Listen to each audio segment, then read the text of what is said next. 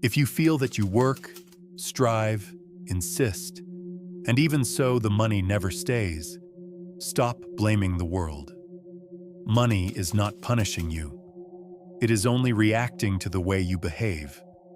And if you do not understand this now, you will repeat the same pattern for the rest of your life without even noticing.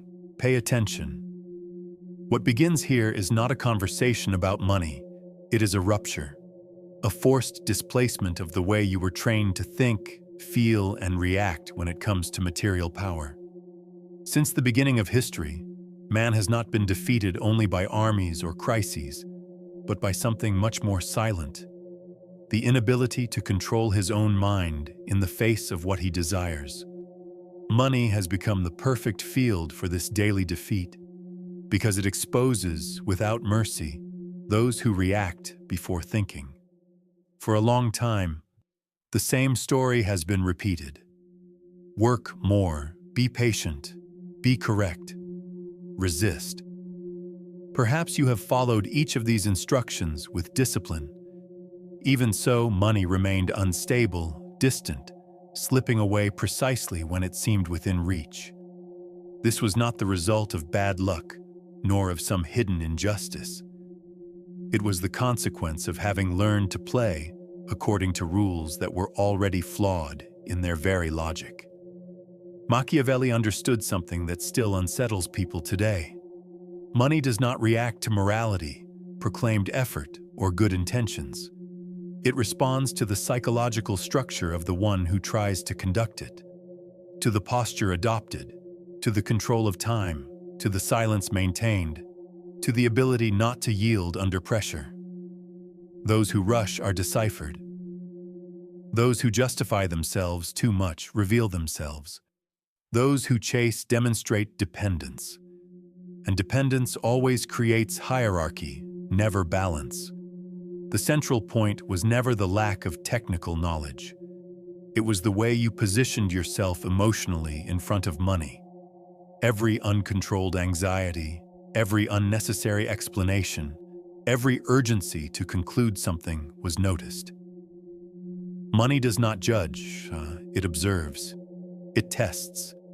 It adjusts the game according to what you demonstrate, not according to what you believe you deserve. Throughout these 25 minutes, there is no promise of quick enrichment nor formulas of comfort. What will be exposed here are cold, relentless, counterintuitive pieces of advice.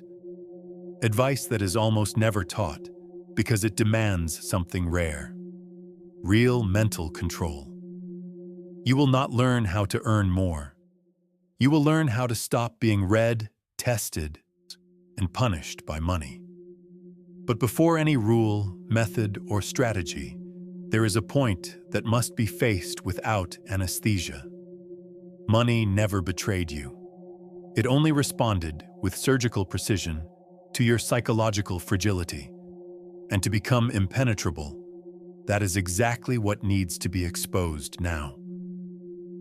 The common man does not lose money for lack of intelligence.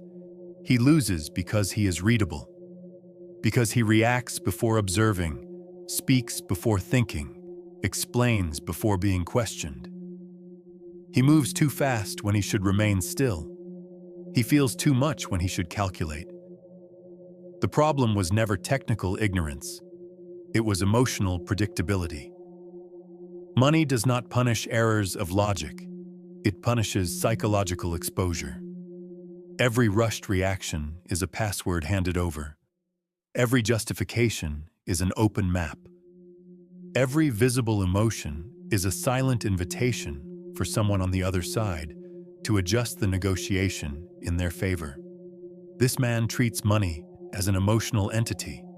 He wants it to bring relief, security, recognition, some type of validation that never came from anywhere else. He wants money to compensate for what was missing. And by doing this, he automatically places himself below it. Because everything that is urgently desired begins to command. Everything that is emotionally necessary begins to control. Money senses this from a distance, not as morality, but as a cold reading of behavior. Society reinforces this pattern every day. It celebrates those who visibly strive, those who expose themselves, those who tell their story with emotion. It teaches that wanting a lot is a virtue, that insisting is strength, that justifying oneself is a sign of honesty. But in the real field of power, these virtues are merely raw data. They are strategic information offered at no cost. While someone reacts, another observes. While someone gets excited, another calculates. While someone becomes desperate, another waits in silence, knowing that time always works against those who are in a hurry. The financially weak repeat the same script. He wants to close quickly. He is afraid of losing. He needs to prove value. He accepts bad conditions to avoid discomfort. He accepts less so as not to seem difficult. He accepts now because he does not trust that he can accept later. He does not negotiate position, he negotiates relief, and money learns quickly. It learns where he yields. It learns when he bends. It learns the exact point at which pressure works. Money has no moral memory. It has behavioral memory. And once it learns who someone is, it begins to treat them the same way every time. The question that inevitably begins to arise is not how to earn more, but what happens when someone decides to stop exposing themselves this way and creates for the first time real distance between themselves and what has always dominated them. Before continuing, a short pause is necessary, not to reflect too much, but to perceive your own reaction. When something bothers you, it is usually not an exaggeration. Ideas that touch points still out of control almost never arrive in a gentle way. Reality does not warn, it simply imposes itself. And this initial discomfort is usually the first sign that something important is being touched. This space does not exist to motivate or comfort. It exists to remove illusions. Each video here functions as a filter. Those who stay are not seeking encouragement, they are seeking structure. Subscribing is not supporting a channel, it is assuming a mental position different from the majority, where emotion does not command decisions and urgency does not define choices. If you have made it this far, you have already crossed the initial threshold. All that remains is to mark it in a simple way. In the comments, a single phrase, without explanation. I do not need money. Short, direct, cold. Writing it does not change the external world, but it begins to adjust the internal one. Those who create distance begin to see more clearly, and those who see more clearly begin to perceive a silent rule that governs money and power. A rule that is almost never taught, because it does not favor those who live off predictability. There is a simple rule, almost offensive in how direct it is, that is rarely spoken out loud. Money approaches those who do not need it emotionally, not as a catchy phrase, but as an observable dynamic. Machiavelli never analyzed money as a number or a reward. He observed power, and money is only one of its most sensitive forms, because it reacts quickly to human behavior. It observes posture before results. It reads attitude before competence. It responds to psychological hierarchy, not to declared intention. Those who need, obey. Those who wait, dominate. This logic crosses centuries without changing. Working more does not generate financial respect. It only signals availability. Being honest does not create automatic wealth. It creates predictability. Desiring intensely does not attract money. It exposes lack. And lack always lowers the one who carries it. Money does not move away out of malice. It moves away because it quickly learns who is in the inferior position in the relationship. It respects those who can lose, because those who can lose do not beg, do not rush, do not accept anything just to relieve anxiety. There is another principle that almost no one can bear to apply. Those who explain themselves financially have already lost power. When someone justifies price, salary, deadline, or decision before being pressured, they reveal insecurity. And insecurity is always negotiated against the one who demonstrates it. In the real world, no one reduces demands to protect feelings. The game adjusts values based on psychological reading. Those who speak too much expose themselves. Those who fill the silence reveal weakness. That is why money prefers pauses. It prefers those who are not in a hurry to convince. It prefers those who can endure the void without moving. Those who accumulate do not talk about effort. They talk about position. They do not ask for opportunities.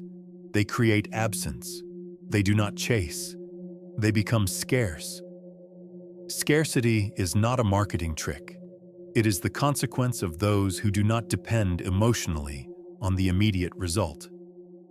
When someone can leave the table without desperation, they begin to control the pace. When they control the pace, they control the entire negotiation. There is no ethics in this, nor injustice. There is a cold reading of human behavior applied consistently. This law does not work because it is beautiful.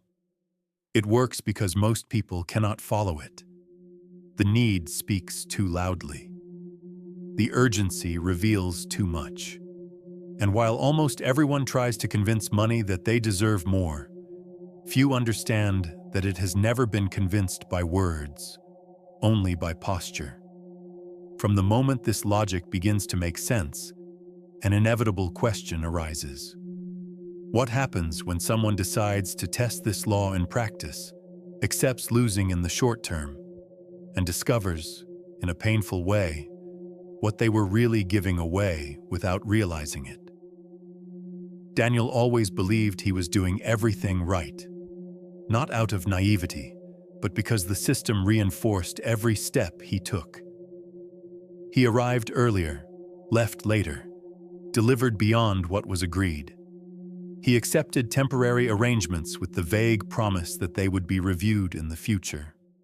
And the future never arrived. In meetings, he explained too much. He justified why he deserved. He showed involvement, urgency, the desire to make things work. He believed that transparency generated trust. What he did not realize is that he was offering, in real time, a clear portrait of his dependence. In every negotiation, Daniel spoke first and spoke a lot. He filled silences that did not need to be filled. He accepted small concessions to keep the conversation alive. He was afraid of seeming inflexible, afraid of losing the opportunity, afraid of leaving the table with nothing. And curiously, he almost always left with less than he expected. He lost promotions to less competent people. He lost contracts to worse proposals, but firmer ones. He lost money not because of bad decisions, but because of a fragile posture. The collapse did not come as an explosion. It came as silence. A short, dry refusal without explanation. No feedback, no negotiation, just a no. For the first time, Daniel had no one to blame. There was no betrayal, no visible injustice. There was only a cold reading from the other side. There, something began to crumble. Not his career, but the narrative he told himself. The idea that visible effort would inevitably be rewarded. The belief that showing willingness brought opportunities closer. It was at this point that Daniel realized something uncomfortable. No one needed to sabotage him. He was doing it himself. Every explanation was a request. Every urgency was an invitation to be pressured. Every early concession was a signal that he could give more. The pain did not come from the loss itself, but from the sudden clarity. Something died there. Not ambition, but the need for approval. Not the desire to grow, but the rush to be chosen. From that moment on, Daniel changed without announcing change. He began to delay responses, to listen to entire proposals without interrupting, to accept losing small opportunities without justification. He learned to tolerate the discomfort of leaving the table without an agreement. He discovered that silence did not push respect away. It created tension, and tension shifted power. The game began to move differently, not because money had changed, but because the reading about him had become different. And when that reading changes, something even harder to apply emerges, a sequence of practical actions that requires real emotional discipline, not intention. From the moment the reading changes, behavior must follow. Otherwise, everything returns to the starting point. The method is not inspiring, it is uncomfortable. It requires control where most people give in to impulse. The first rule is simple and difficult at the same time. Never reveal urgency. Urgency is not just haste, it is a confession. When someone needs to respond immediately, close quickly, or resolve right away, they are saying without words that they cannot lose. And whoever cannot lose has already lost part of their power. If the answer seems too obvious, wait. If the impulse is to resolve now, slow down. Control of time almost always defines control of the negotiation. The second rule is to learn to use silence without guilt. After a proposal, stay quiet. Do not complete sentences. Do not ease the atmosphere. Do not try to seem too reasonable. Silence creates a vacuum that the other side tends to fill. And when someone fills the void, they reveal limits, fears, and negotiation margins that would not be said otherwise. Discomfort is not a flaw in the process. It is its central tool. Those who run from discomfort give away information. Those who remain in it observe.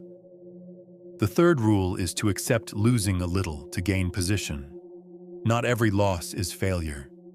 Many are strategic investment. Accepting less now may mean being taken seriously later. Accepting everything now almost always means being discarded later. People who always accept are remembered as resources, not as references. The method does not seek to maximize immediate gains. It seeks to build psychological hierarchy. And hierarchy defines what comes next.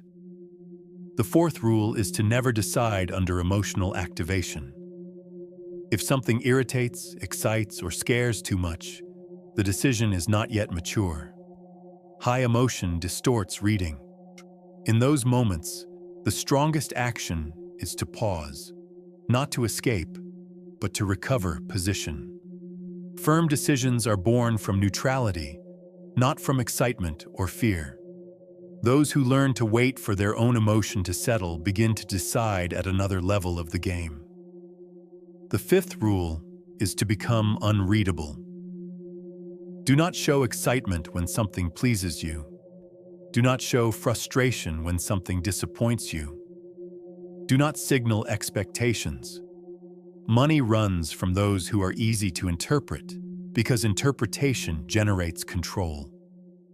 The harder someone is to read, the less predictable they become, and predictability is always exploited.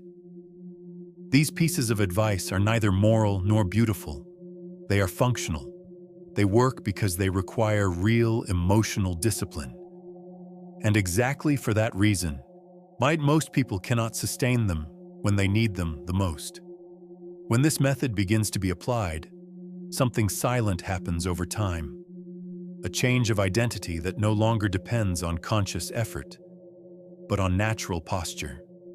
Over time, the change stops being effort and becomes a pattern. There is no longer a constant struggle against money, nor an attempt to control it by force. The relationship changes because posture changes.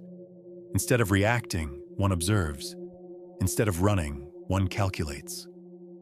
Money stops occupying the emotional center of the mind and starts to function as a natural consequence of well-positioned decisions. There is no longer internal urgency asking for immediate resolution. There is enough clarity to wait. At this stage, the person no longer explains themselves so much. They do not feel the need to justify values, choices, or limits. They do not accept less to avoid discomfort, and they do not accept more just out of excitement. Calm stops being an applied technique and becomes identity. It is not forced silence, it is a real absence of anxiety. And this absence completely changes the way the world responds. People begin to treat differently those who do not ask, who do not pressure, who do not sell themselves cheaply. Curiously, when there is no longer a need to prove value, value begins to be assumed. Money does not arrive as a prize. It arrives as an adjustment. Not by justice nor by moral merit, but by correct reading of position. Those who do not need to choose quickly begin to choose better. Those who can leave the table without explanation begin to be taken more seriously. The external game reorganizes because the internal one no longer oscillates with every stimulus. This transformation is not immediately visible. It manifests in small decisions, in longer pauses, in shorter responses, in less emotional choices. Little by little, money stops being a threat or an obsession. It takes the exact place it should always have occupied. And when that happens, the need arises to close this cycle consciously, not as a conclusion, but as a symbolic mark of an assumed position.